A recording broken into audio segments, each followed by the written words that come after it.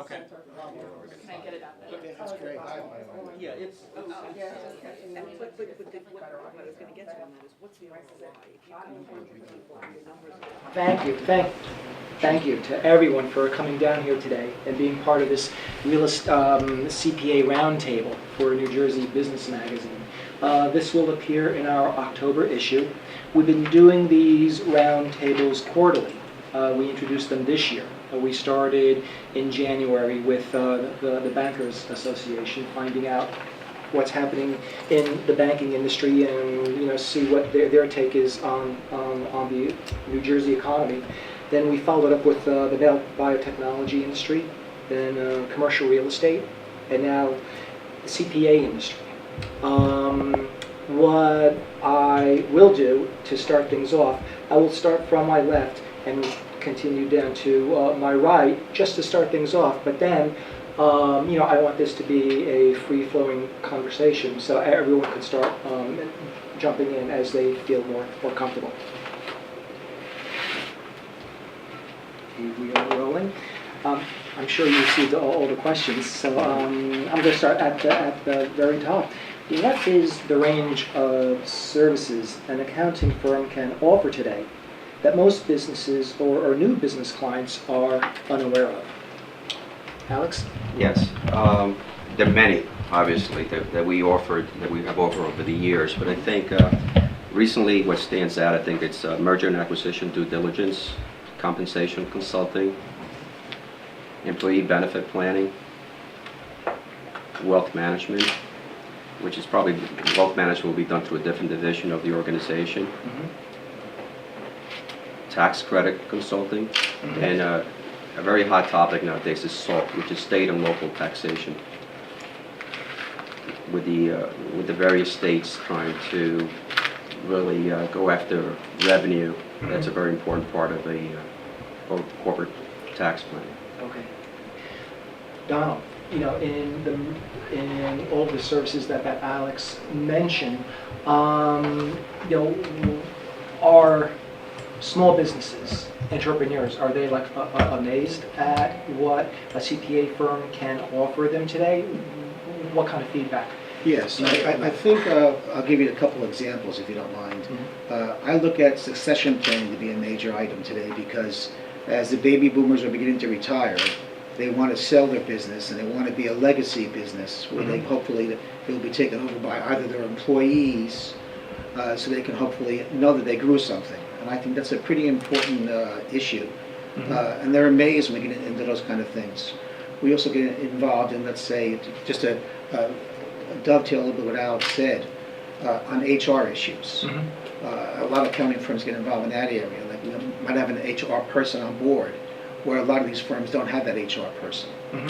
We also see a lot of in the smaller businesses, I'll call it CFO services, where they don't have that in-house person, and they want that go-to person that they can, help do their accounting work for them, do their books, and then move forward from there. Okay, all right. Ralph, what are some of the main accounting concerns small businesses clients have today, and how are CPAs helping resolve those issues? Well, I think one of the concerns certainly is viability, and their viability into the future. So, and I think one of the other service areas that Alex and Don had mentioned is sustainability. Sustainability is a big thing today, and I think a service that more of our members are getting into, where they're looking for opportunities to help companies improve on their use of their resources, look at efficiencies that will ultimately drive to them having a more positive bottom line. So I think that's one area that I believe that small businesses today are concerned is how do they improve their bottom line. They're small, they don't have sometimes the infrastructure, so that's where our members, CPAs and CPA firms can play a huge role in helping them identify those opportunities with little tweaks and turns here that can help improve their position within their industry and certainly enhance their bottom line. Okay, all right. Kevin, same question. Yeah, I think the profession certainly has been evolving over the last few years. Certainly when I started, and many of us started, we were very much considered accountants. And I think now we're looked at much more as trusted business advisors and helping companies, particularly here in New Jersey, doing more with less.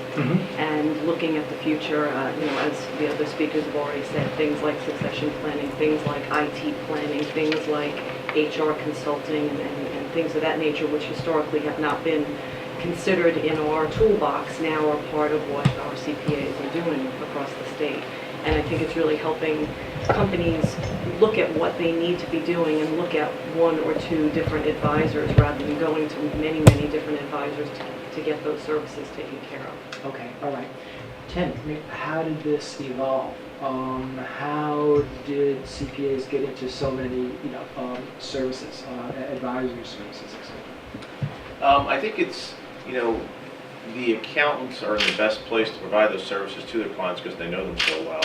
And I think, even to add on, as we said, sometimes they need CFO help. I also see as these small businesses start expanding internationally, they don't have the expertise to set up shop in these places. So now the accounting firms are able to go in and say, let's set up a business plan for you where your treasury, where your payroll, how to cut checks, how to have privacy laws, where they actually have a business plan for them and can enable that business plan in these different countries. And that's accelerating growth at these smaller companies as well. And I think they've found that very beneficial because the learning curve in some of these countries is so high and the accounting firms are in the best place to make that learning curve much Okay. These services that we mentioned, what's something CPAs have always offered? But going back to the same question, how did this evolve? I mean, how did the industry go into all the different services that we had mentioned? Well, I think the complexity of business today versus 10, 15 years ago with all the different rules and regulations that have surfaced up here just in the United States, and now you talk about the global frontier, that's why CPA firms have expanded what they've done. To Kelly's point, we're viewed as accountants, but now we're viewed as trusted advisors because we have that breadth and depth. Whether it's localized in the firm or whether the firm through alliances can reach out to other partners that it deals with to provide those services. So the firm is a quarterback, if you will, for a small business and helping direct and shape because, to Tim's point, they may not have the bandwidth like a Fortune 100 or Fortune 500 company to be in several markets. And in today's environment, you don't have to have bricks and mortar. Technology allows you the ability to expand, and so that opens up a whole cadre of challenges and opportunities. I think the way it happened was, I think Kelly and Ralph are right on point here in the fact that we're the trusted advisor, and what happened over time is that we probably have a closer relationship with our clients than almost anybody else. I mean, we know a lot about our clients, we get so involved in their business that then we started seeing the needs. So we adapted to that as accounting firms, and we started going into these other businesses saying they need the HR help, they need to help with international business, they need these things. So we started adapting to that to make sure that we can have that product for them. Okay. And I think, sorry,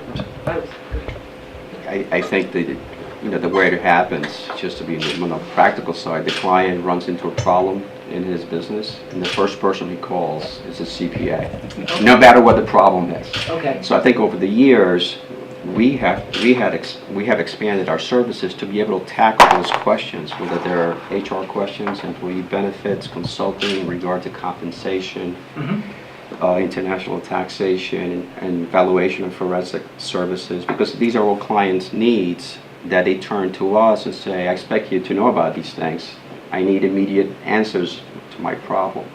And that's how a lot of this comes to, that we have to expand. We have forced in a way to expand our service to properly service our clients. And many of what we've expanded to provide to our clients start really in our core competencies. So if you look at what we have historically and traditionally done of auditing and accounting services and taxation services, if you look at some of the things that have expanded that for all of our businesses have grown over the last 10 or 15 years in the internal audit space, that clearly is in our in our area of expertise. So not only do we do external audits, but we assist with internal audits. If you look at regulatory and compliance matters, again, it stems from what we already know in the accounting side of our business. Contract compliance services, again, looking at the way companies deal with their third-party relationships.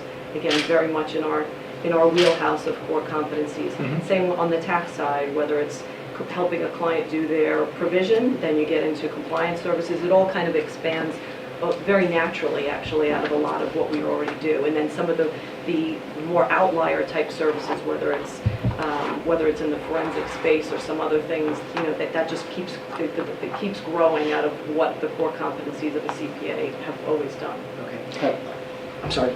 I will also say that over the last, I want to say 5 or 6 years, the economy had such an impact on our clients that it has changed some of our services also. I mean, we always got involved in banking relationships for clients, but now we're looking at budgetary issues for clients, forecasting, and quite frankly, trying to find ways for them to get funding when it's not as easy as it was 6, 7, 8 years ago.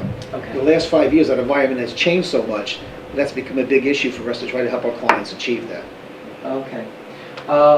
Tim, Ralph had mentioned that the CPA is more of a quarterback for the company. What other outside, I guess, partners does the company, founder, CEO work with, and the CPA work with? Well, the lawyer? I mean, how do you get along? How does the CPA get along with a company's lawyer in making decisions? Sure. I think a lot of times, we come across it quite often when it comes around transactions. Number one, I think it's very important for you to be aligned with the lawyers, because a lot of times the agreements will have a clause in it that is an accounting aspect or a legal aspect, so working very closely and knowing is one very important piece. A lot of companies overlook things in debt agreements as well. It can really, as a company is trying to get financing in the beginning, be it, either angel financing or whatever it may be, there's a lot of clauses and agreements that can really hurt them as they grow. Okay. And accountants having the experience there and working with the lawyers to identify it, make sure the owners know what they're getting into, is critical to the future success of these businesses. So many of them, from time to time, as they get down the line, realize there's a clause now they wish they didn't have. So lawyers and accountants working together is very, very important. Okay. Overall, is that relationship between a lawyer and a CPA working for a company, is it always smooth? Can the lawyer be the quarterback rather than the CPA? I would just add on from what I was saying. I think a lot of times there is differences with the lawyers and accountants because we speak very different languages, and sometimes we don't have an appreciation for what they have to go through and vice versa. Yeah. But I think, if everyone checks their egos at the door and the owner says, let's all get along and figure this out, I think it works pretty well. Okay. There are some cases where the lawyer might be the quarterback, depending on the size of the firm, where it's been a long relationship with the client, and therefore he becomes his trusted advisor in a way, he or she. But in most cases, I would say that we are the relationship trusted advisor, the quarterback, and the attorney is more the transactional person involved. Okay. All right. There definitely has to be a team effort, to look for the best interest of the client, and that's what, both professionals will be looking to do. And like Tim said, they have to check the egos at the door and just look out for the best interests of the client. Okay. Don, you mentioned that because of the economy, CPAs are helping their business clients find funding, find access to capital. Anyone want to, respond to, how are you doing that? What are the main ways you're helping a client? One of the things that we do that's been very successful is we do a program called Entrepreneur of the Year. And we have venture capitalists and bankers nominate small businesses and judge them as to how successful they are with their business plan and what they're doing. And then we have events where they all can get together, and that where a small business can meet a venture capitalist from a different field and form a relationship and get funding, and that's worked really, really well. It's a program that starts locally, then it goes nationally, and then goes globally, and they're very successful in that regard. Anyone else? Well, I think from the society's perspective, we try to, we recognize that back to Don's point, that CPAs are the quarterback and they are the trusted advisor, and as Kelly said, we bring in a lot of companies and organizations who provide funding. And so it provides our members access to those individuals to get to know them, because again, this is a relationship business, and the last thing you want to do is take someone to your client who you don't know and you haven't screened. And so by working with the society, our members get exposed to a number of different options there, and we try to bring those to play so that they recognize who's out there. And then I think on the flip side, these organizations realize that the CPAs are integral players with their clients, because unlike the attorneys, they're there a lot more dealing with some day-to-day operational issues, whereas the attorney is more transactional. So they the finance business, the financial services community tends to gravitate to form relationships with CPAs, because they recognize the important role that they play in the whole transaction process with clients. I mean, it is our responsibility as professionals to have relationships with other professionals, just as bankers, and also to be aware of programs out there that could benefit our clients. New Jersey Department of Economic Development Authority has various programs that go offer. The SBA has various programs, and some of those became key during Sandy. So we need to be informed, and so we have these relationships. So when a client calls and says, you know, I'm looking to get financing, had a difficult time, you know, I have met with Chase, I met with Sovereign Bank, and to name a few, and they, you know, through these meetings, we learned what they're offering, and we could bring it to our clients. Okay, all right. Is it still difficult in this economy to get funding from banks today? You know, is it still difficult to obtain? I think it's challenging is probably the proper word to use for it, because you know, 2007, 2009 is still firmly planted in a lot of people's memory about the economic downturn. So there's a lot of there's still some skepticism about whether we're truly on the road to recovery. It's gone around slower.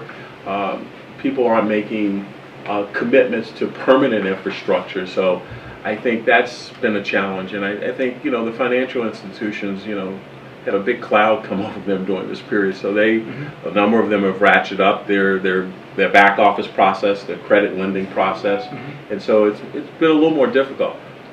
On the flip side, there are those that are saying we're willing to take chances, and so it's a matter of finding those and the company providing a convincing, you know, argument as to why somebody should take a risk. And of course, with risk, there becomes, you know, the pricing differential. So, and I think that's where the CPAs and the firms come into play. They help, you know, kind of bring some objectivity as to whether this is the right marriage or the right commitment. I think, would you say, guys? And I think we're seeing a lot of that. We're seeing a lot of the fact that you used to go to bank number A, and now you used to always be able to go to bank A. They would always give you the loan. Now you have to go also to meet with, you know, B, C, and D, because A is probably not going to give you that loan anymore. The parameters have changed for either your industry or your covenants or whatever. And we see a lot of cases where clients did not make the covenants, and therefore they have to get a waiver for the financial statements. And they have, moving forward, we have to work with them to make sure that they meet their covenants in the future, or potentially how to get them out of workout. That's happened to a lot of clients. Okay, very good. How have the economic policies coming out of Trump these past few years been helping you and your business clients? Let's start. Tim? I do sense as we approach the state, you know, as companies are getting offers to go to other states and get incentives, and as we have worked with our clients to go to the state and say, you know, there's offers on the table from X, Y, and Z, the state has been much more agreeable to provide, you know, very attractive packages here in New Jersey. The Lieutenant Governor, I know, has been great about getting out to clients and talking to them about it. So I think definitely the move towards people wanting to stay in New Jersey, and especially, you know, there's some of the incentives for companies headquartered in New Jersey right now as well, has really been a positive move. I would agree with that. We're seeing a lot of very positive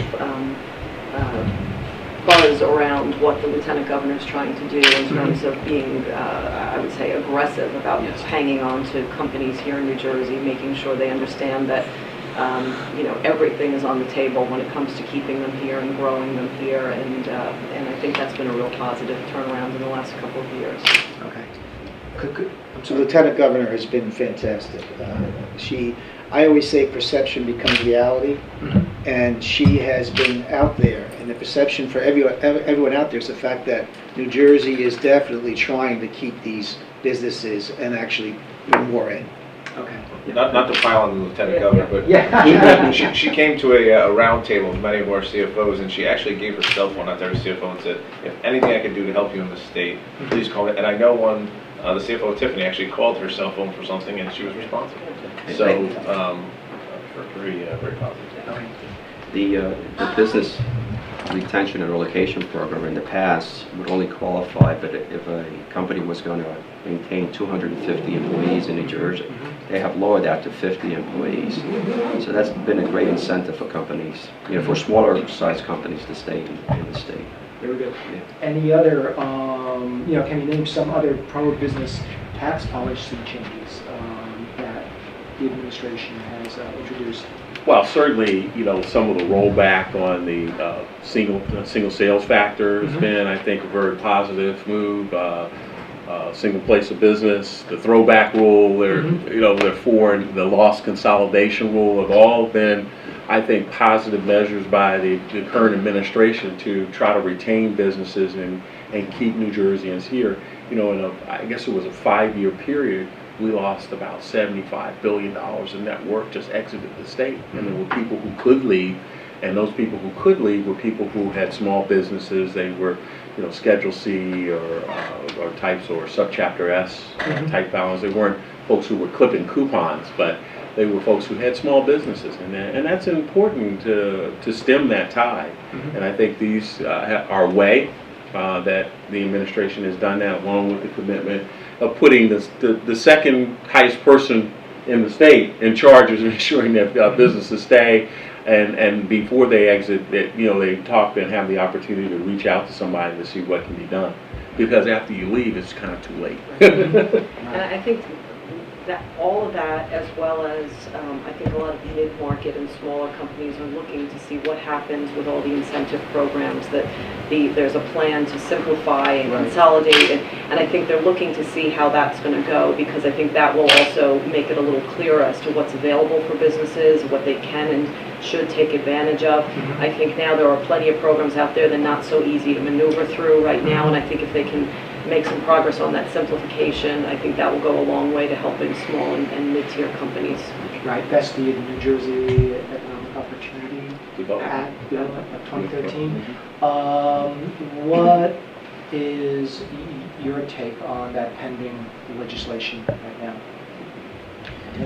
Well, there's a few programs in there, and just to name a few, you have the Urban Transit Hub Tax Credit Program.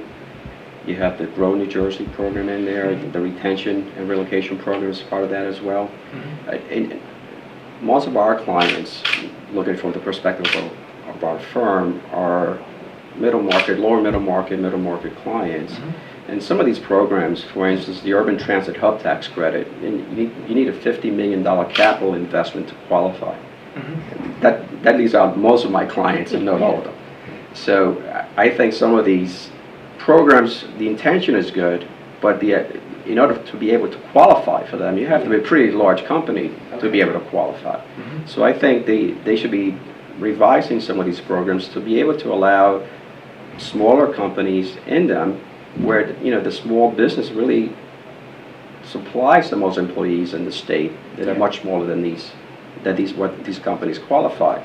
The next program, Grow New Jersey, which is very similar to the Urban Transit program, you need a $20 million capital investment. Still very significant. And the benefits are not great. Even the benefit under the Urban Transit Hub Tax Credit Program, if you're an S corporation or partnership or any type of flow-through entity, the shareholders or partners cannot take that credit on their personal income tax return. So depending on the type of entity that they're doing business as, so basically only C corporations, entities that are taxed on their own income will get the benefit. So I think there's a lot of work to be done on these credits to benefit the smaller clients. We definitely need more incentives for the smaller clients. They're all, the threshold is just too high. Okay, yeah. And is that being changed with the pending legislation? Well, I think it's on the radar screen. I mean, the hole that New Jersey was in was so deep that it's something that can't be done overnight. Those 4 tax policies that I took about, it took about 3 years to get folks to really focus and see how, and then a number of them are being phased in because you can't do that all at one time because of the impact on the state budget. So it has to be phased in. So I think a number of these other things we need to bring to the attention of the administration and try to set a plan to start doing and lowering those things. But I think again the administration has been very positive with respect to its efforts on recognizing that they need to do something to make New Jersey a more business-friendly environment. Okay. And I think they've been moving in that with the commitment of no new taxes and things of that nature, whereas in previous administrations it was almost a free-for-all. And that really hurt the business community and hurt people's, I think, mindset about New Jersey. And I think, so there were a number of things that have to be overcome, and again, it's going to take time and confidence to be built in, come back to businesses and to the citizenry of New Jersey. That is. Okay.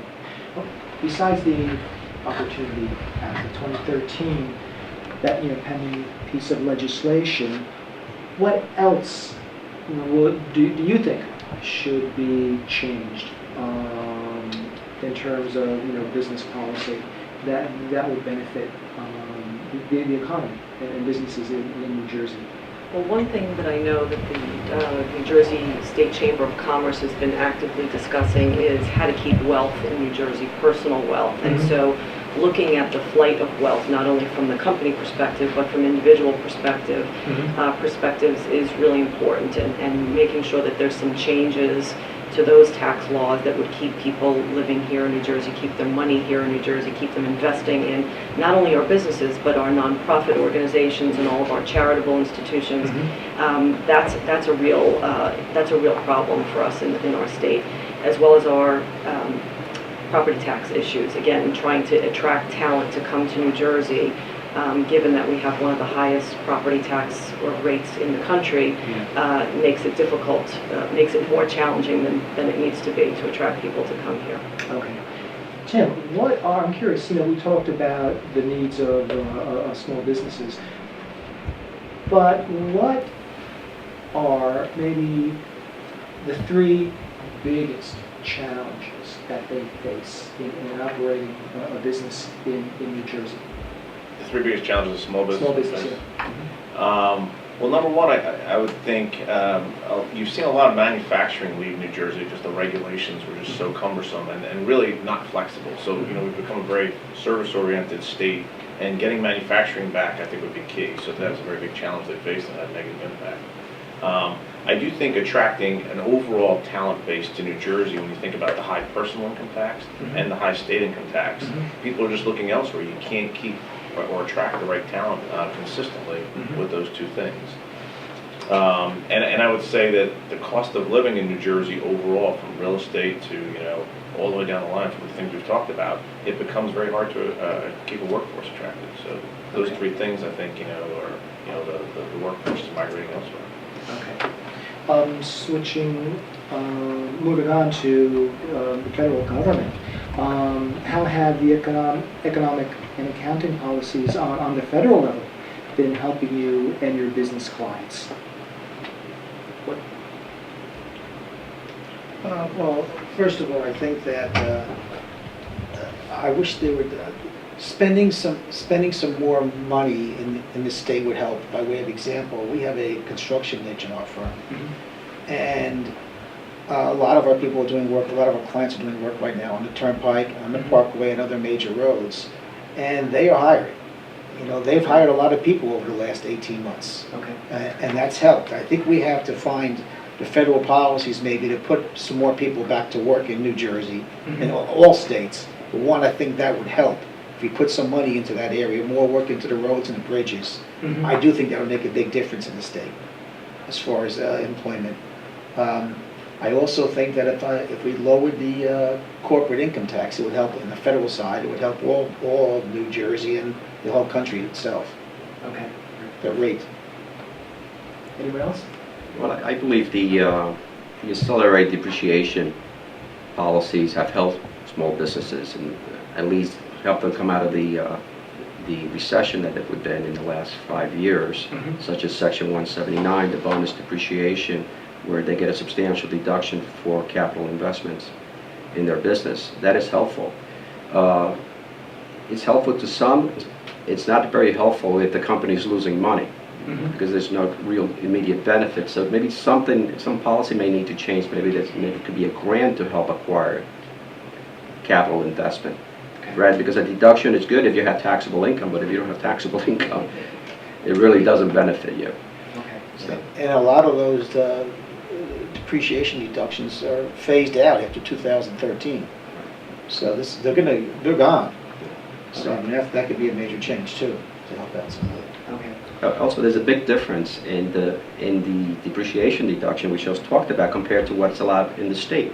So for federal purposes, you could get a $500,000 deduction under Section 179. The state will limit that to $25,000. Mhm. So there's a big discrepancy on the state and federal rules that really needs to be looked at to benefit the small business client. Okay, very good.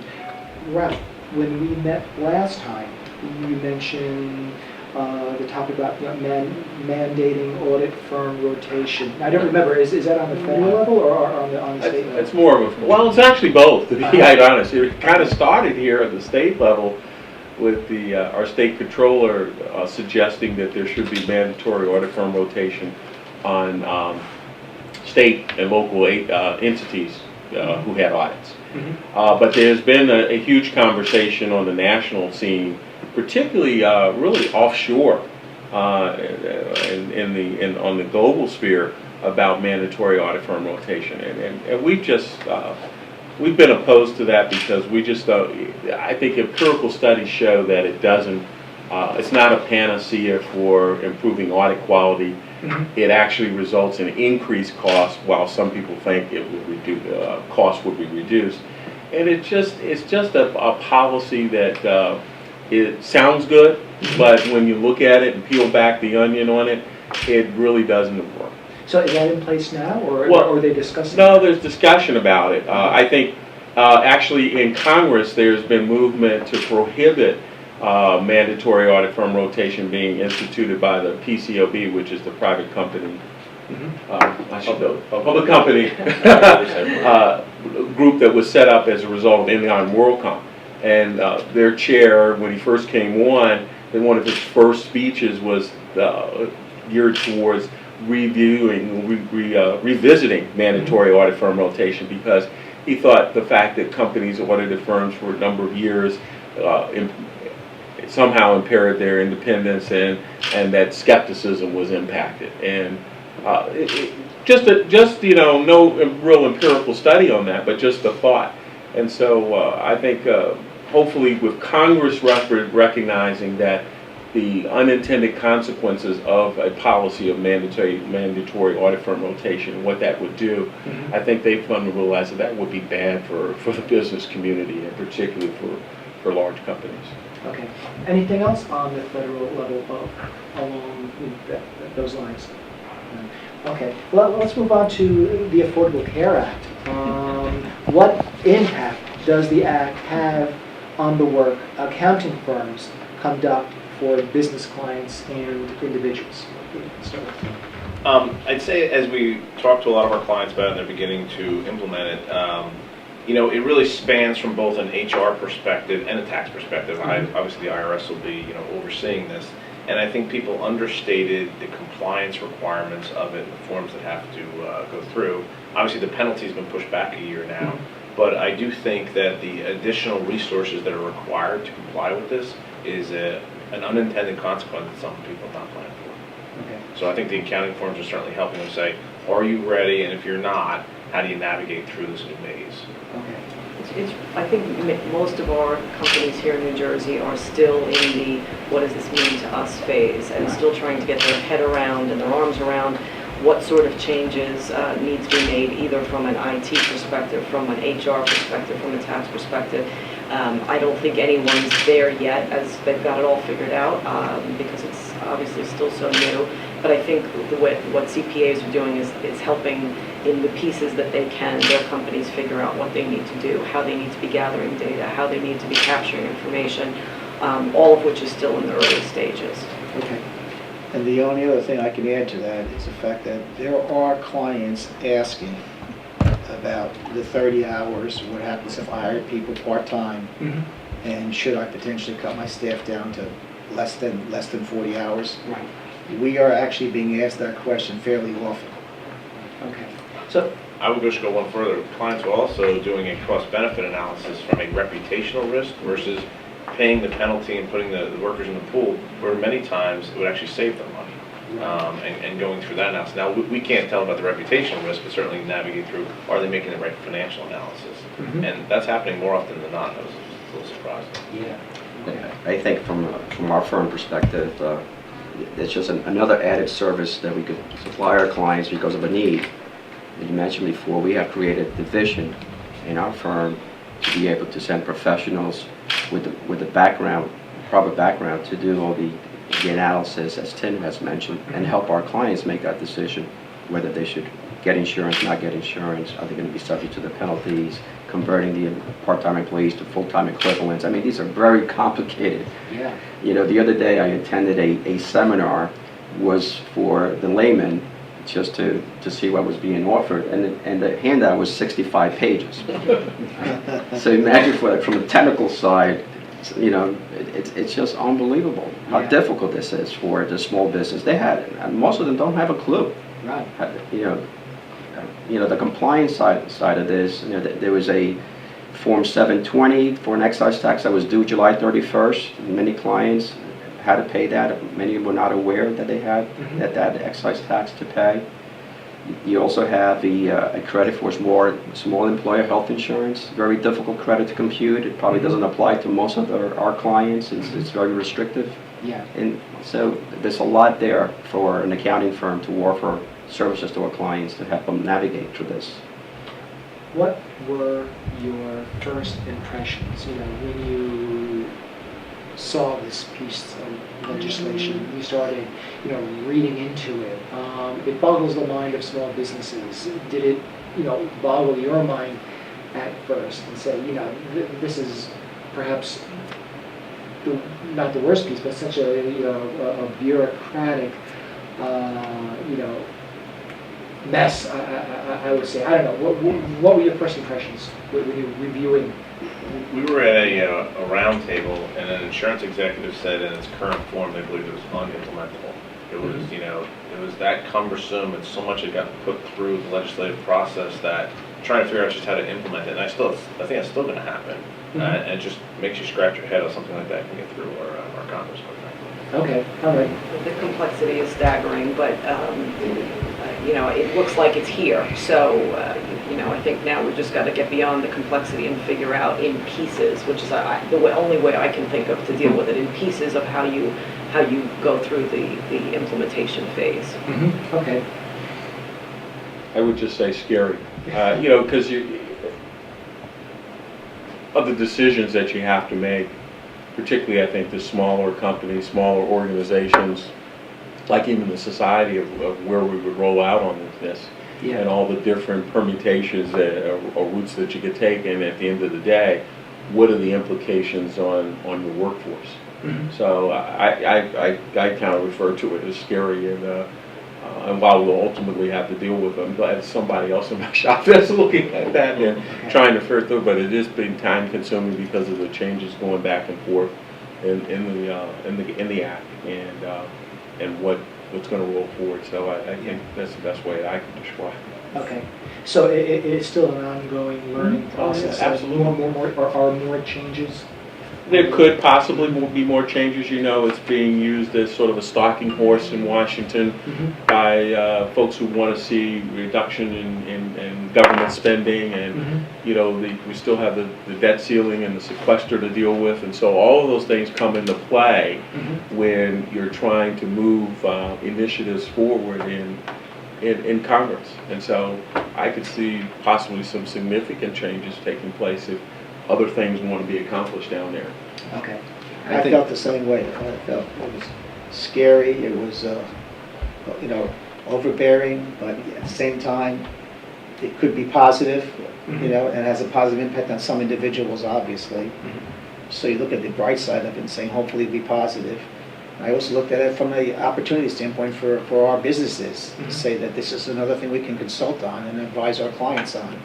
But I do think there's going to be many changes over the next 10 years to 5 years in this law as we evolve to see what's going to end up. What we have now is not what it's going to be 10 years from now. Okay. I think it's a tremendous burden on the small business, especially the clients that may have only one accounting person in-house, maybe not have an HR department, and now they have to spend substantial amount of man-hours to be in compliance with this act. And I don't think that's taken into consideration when these kind of laws are passed in the small business. And we are gearing ourselves up. I think most of the firms, especially maybe the middle-sized, the smaller firms, to actually offer that service for the one-person shop, 2 or 3, 4-person shop. Okay, very good. What are your views on the Marketplace Fairness Act of 2013, which proposes states collect sales taxes from out-of-state online businesses? You know, what are the benefits and the problems you see in this legislation? I think for, you know, bricks and mortar companies, it creates a level playing field to some extent, which didn't before. I think, you know, there's always a responsibility on the consumer to report those taxes. How that was actually done is probably varied. So, I mean, I think there's some positives to it, but it obviously hurts the consumer as well right now on how to pay a higher tax. So. I think one of the complexities that will come is what sort of reporting requirements are going to come with this as well. So I think that's yet to be seen. I think, as you said, bricks and mortar companies are thinking it's going to level things out, but there will be additional costs related to compliance as it gets implemented. Okay, all right.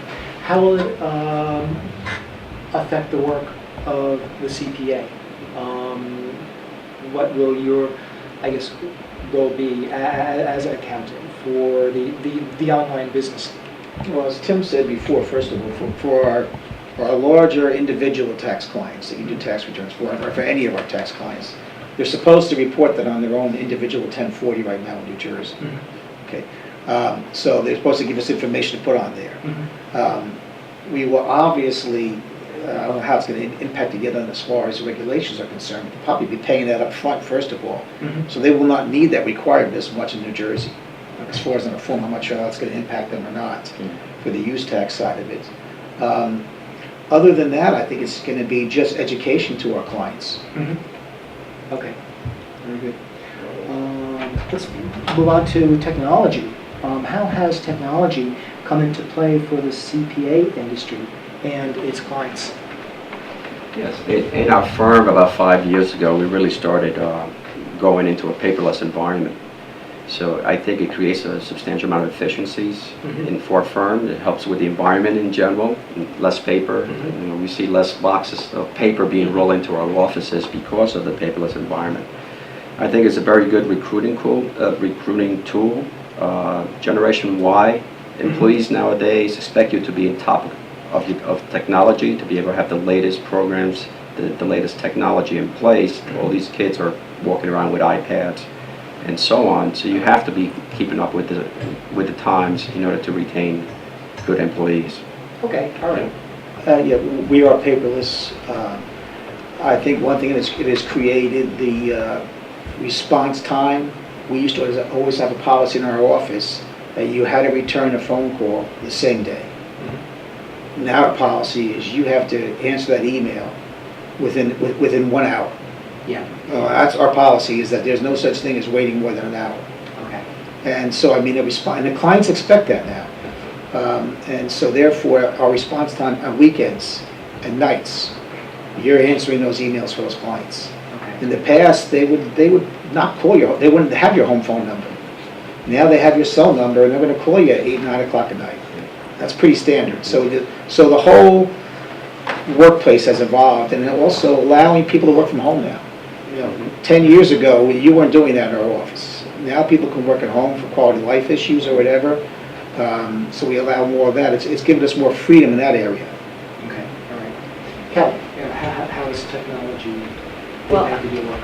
From the industry perspective, I think one interesting thing that that technology has changed, and it's really over the last very recent past, is the use of social media and the heightened awareness that we have as a profession around client confidentiality, around risk matters, and it's been a challenge, I think, for all of us to get our arms around how we manage the generation coming up that is connected 24/7 with making sure that we're still following all of our compliance and risk policies and procedures in a world where everything is in 140 characters. And so I think that's been something that we've all been, as a profession, and all of our firms have been very keenly focused on, especially those of us that didn't grow up that way. Yeah, and now do you mean for the CPA firm itself or for your client, observing your clients? Both. Both. Yeah, Uh-huh. it's everywhere.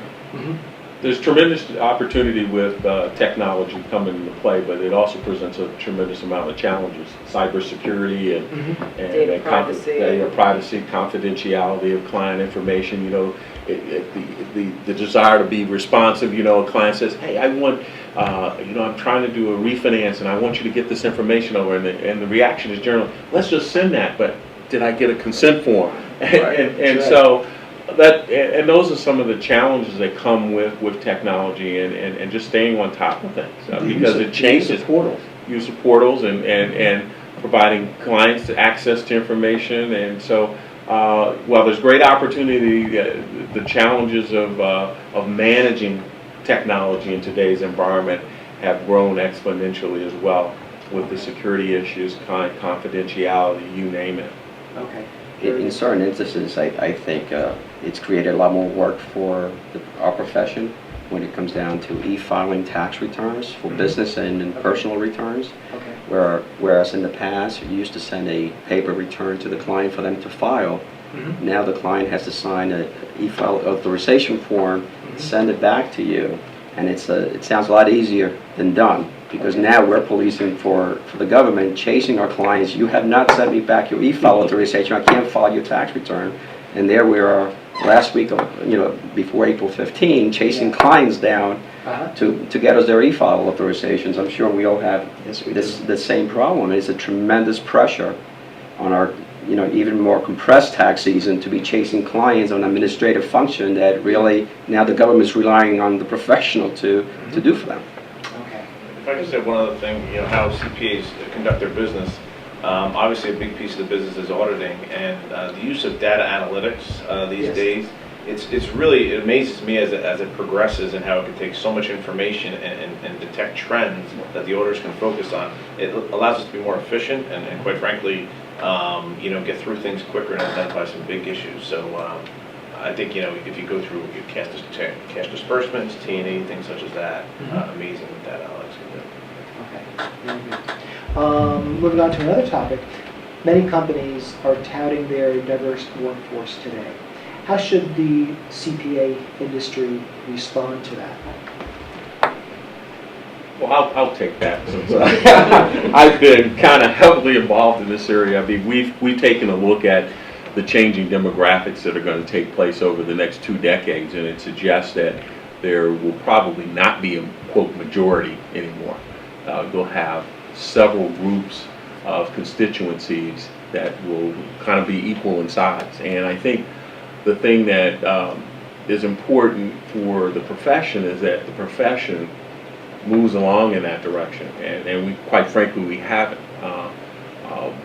There's still a very small percentage of minorities, ethnic minorities in the accounting profession today. There's a growing number of women that have entered the profession, but when you look at the fact that we graduate more women out of accounting programs, when you look at the numbers of females who are in leadership positions and C-suite opportunities or partners in firms, it's a very small percentage. So we know that we have, I think, work to do with respect to gender, ethnicity, and all the other things that kind of fall into the diversity and inclusion framework. So, and I think there's an expectation by the clients of our firms that they're moving in a diverse in terms of diversity and inclusion. They would expect that their service providers would come with diverse teams. So I think that's going to be something that's going to be a big focus. It is a big, not going to be, it is a big focus of the profession. How we do a better job of attracting a more diverse talent into the workforce, and then how do we do a better job also in making those diverse employees feel more inclusive in the process and help them advance up the food chain line within the firms, within industry as well. So, and I think that those changing demographics are going to turn a lot of people's focus to putting a lot more emphasis into that, because when you start going and bidding on jobs and when they say, well, tell me about diversity and inclusion at your firm, and you show up with a team that doesn't reflect your client, you're going to be in a little bit of trouble, I think, in terms of you being able to command that opportunity for that particular piece of business. And even in the hiring process, you can see it more because young people are attuned to that. Right. By way of example, I interviewed 3 young women on Monday, and 2 of them asked me what the percentage of partners we have that are women. So, I mean, the young people they're attuned to it. Because they've grown up in a diverse Right. culture where there are no kind of boundaries or limits, and so their expectation is when they come into a work environment that it would be. They want to know they have the reflected. opportunities. I think companies are also, every company is focused on growth. And I think if they just look at the demographics, as Ralph said, if you do not attract a diverse workforce, you're not going to have enough people to support the growth in the future. So it's not just the right thing to do, it's a business case as well, which I think when people focus on that, that's the biggest point. Okay. Have clients, in your experience, have clients come out, or prospective clients come out and ask you, how diverse is your firm? Have you experienced that? Yes. All the time. Really? I actually had a client ask me if I had any Latinos working for me to put them on his account. It's a Latino-based firm, which I do. I happen to be Latino myself, Okay. and we do have diverse, in certain percentage of our workforce with Hispanics and blacks.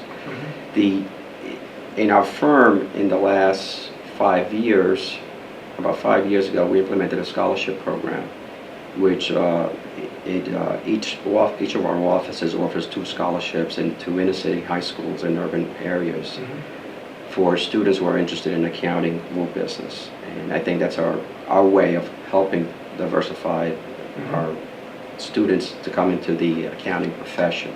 And we also offer, we make them eligible for our internship programs in our firm. But I think Tim's point about it being a business mandate or priority is really a key factor here. When you look at the growth in entrepreneurial capital over the next 2 decades, it's going to come from a group that was previously defined as underrepresented minorities. So that capital is going to be, and they're going to be in small businesses, which are the employers of the vast majority of people in the country. I think you're going to see a different tone coming from those businesses when they reach out to more professional services, whether it be the CPA profession or banking relationships. They're going to want it because at the end of the day, people want to do business with people that look like them and reflect them. And so I think that's what the focus needs to be, is that it's a business imperative and that will impact our members and their bottom lines and how they do business going forward. And I think it's going to be a big hurdle to overcome because of the current leadership in firms who have not been exposed to this. To Don's point, the new people coming in have a totally different view or slant on how things should be framed and what the landscape should be. So I think at some point the 2 of those have to come together in order for organizations to be able to progress and move forward. And it's not going to be easy, but it's something that we do need to step up and do. Hurricane Sandy was a devastating event in New Jersey. A lot of businesses are still recovering. How are CPAs helping their business clients impacted by the storm? You know, what role are you playing in helping those impacted businesses? I'll start. I think one of the things that happened is that there's, from an accounting perspective, and a tax perspective, there's a lot of restructuring charges going on. There's a lot of infrastructure being rebuilt.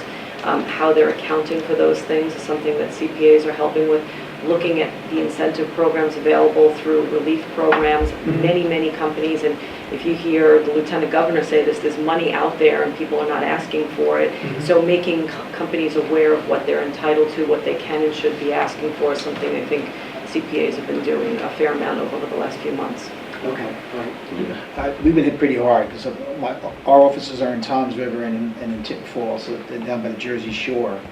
And one is for the individual clients, we still have probably over 50 to 100 of them on extension because they haven't been able to figure out the losses yet for Sandy. Wow. At the same time, for the business clients, the ones that had losses, explaining that to banks and meeting with bankers on their financial statements because the loss is, you know, showing up, and you treat it different for tax than for financial statement purposes. So therefore, you have to worry about how you show that to the client, you know, and the bankers. At the same time, trying to work with the bank to get some of those waivers on covenants, or even getting them to say we're not going to do financial statements for the clients that have an audited year-end financial statement and quarterly reviews. Well, we basically went up to the various banks and said we don't want to have to do quarterly statements where you give them a waiver for that quarter. And a lot of the banks have been saying yes. They said yes to most cases. Okay, very good. I would add one other thing. I was at a board meeting yesterday, and it was a company that was damaged by the storm, and one of the things that the audit committee board was focused on is, can we as a CPA firm help them kind of go through and say status quo is not good enough anymore. And if you look at the different distribution centers they have or manufacturing facilities, if it was down for 7 days, what is the plan B? And a lot of companies have disaster recovery plans for IT, but what is the plan B to get a different logistics process and things such as that? So starting to look at how quickly you can implement that. Maybe if you would have been shut down for 7 days, it could be narrowed to 2. And looking at that feasibility planning, I think it's something accountants and auditing firms are very equipped to do. One other service that was, again, not something we historically did before the storm, but companies are asking, as part of their disaster recovery, how do we account for all of our employees? Do we have a system to track everybody down after a disaster like this? And how do we make sure we've got all heads counted? Is an HR issue that they're dealing with. Okay. And so where technologies come into play, I've known a lot of firms that set up alternative technology capabilities to be able to get messaging out to their staff when the phone lines are down. But text opportunities or ways to do that. I think the other thing that I'm real proud of is the response of our firms and our members from just providing assistance. We did a day of service that we had members go down to certain parts of the shore where people helped to restore waterways and clean out some of the things down there. They were all looking to how they could do. The firms had programs that they were running. So that was the one thing that was very heartening for me, is how our members responded to help members who lost capability with their offices. Other members who had capability said, come on to my space, you can connect here and still keep businesses running, and it was just traumatic. I think the other thing that we're working hard is with some trying to get tax relief from down in Washington. Congress has been stalled on providing the relief that it's provided in the past when we had Irene and Katrina. To Don's point, how people will account for losses, providing some flexibility in the losses in terms of letting them take all the losses without having a threshold, not having to report as ordinary income when they dipped into 401k or pension plans. You get relief on the penalty, but if you're borrowing $10,000 to $100,000 out of your 401k plan, put you in new tax brackets. So those kinds of things that we need help with, Congress doing the right thing and not letting some of the other issues, sidebar issues, come into play that have stalled us. So our members of Congress have been on the forefront with putting out legislation that's now, I think, hopefully going to get some traction because it's gotten some bipartisan support, but it's way overdue. I mean, when you had those other storms in other areas, they reacted like on the turn of a dime, and to have some of those same folks who got relief be in opposition to providing relief to New Jerseyans is just kind of unfathomable. But you know, it's the inner workings of Washington and the timing, I think, with Right. the other issues that are there, the sequester and the debt ceiling and things. But I think that more than anything could have just a significant impact, that people here in New Jersey would feel that they're not being put out on an island or sacrificed by this legislation not going through. So we're working very hard along with the AICPA to try to get them to move forward on that. Okay, very good. Based on how your business clients are doing in New Jersey, what can you tell me about the state's economy right now? I think it depends on the industry the client is in. I have for instance, a client in the door manufacturing business, and they were losing money, breaking even for the last 3 years. Beginning in 2012, things started turning around. I think it has a lot to do with construction industry turning around, slowly turning around, probably part of it because of Sandy. That their business is coming back. Have clients in the IT side, IT businesses, technology businesses are doing very well. We have many clients in the staffing industry who are doing very, very well as well. Okay. So in general, I think they're doing better, and I think which reflects obviously part of being in New Jersey. So I don't know if it could be an overall national economy turnaround. I can't tell you it's just New Jersey or it's just in general. Okay. Done. Our firm tends to be very niche oriented. We have a construction niche, a manufacturing niche, we have general clients, then we have a healthcare niche, and we have litigation support. I find that in 2012, toward the end of 2012, and definitely for the 2013 so far, most of our clients are doing better. I would even go as far as saying they're doing a lot better, but they're not hiring. They're hiring very slowly, but they are definitely, their bottom lines are better, but they are not hiring. On the healthcare side, we happen to handle a lot of physicians throughout the state, and they are not doing as well. On the healthcare side, there's some, reimbursements are going down, so they find themselves working harder.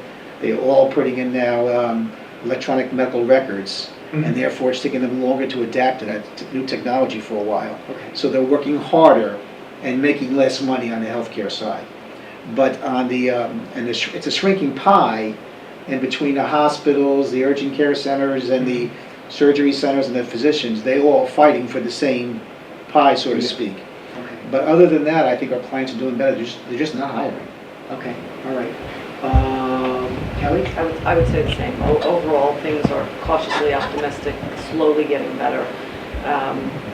Not a huge amount of hiring, but better than it was a year ago. So I think that's just, again, across multiple industries. There's a few, as they said, that they're better than others, but I think as a general rule, it's better than it was last year. Tim? Great representative. Okay. I think that's about it. I thank you very much for your time. I think this was very informative. I'm looking forward to go back to the office and transcribing everything and for this over an hour interview. But anyway, that's it. Great. Thank you. Thank you. Thank you. Thank you. Thanks, everybody.